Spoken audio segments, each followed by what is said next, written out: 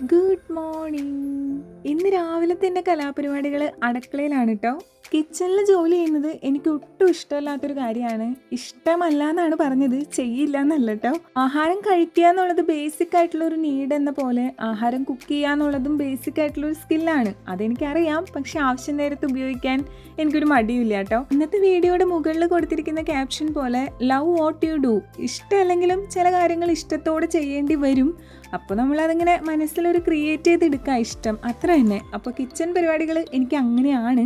ഇഷ്ടമല്ലാത്ത കാര്യങ്ങൾ ഇഷ്ടമല്ല എന്ന് പറയാനായിട്ട് ആരെയും ഭയക്കേണ്ട ആവശ്യമൊന്നുമില്ല കേട്ടോ. പോലെ എപ്പോഴും ഞാൻ വീഡിയോയിൽ പറഞ്ഞിട്ട് എനിക്ക് കുറേ നെഗറ്റീവ് കമൻറ്റ്സ് വന്നിട്ടുണ്ടായിരുന്നു.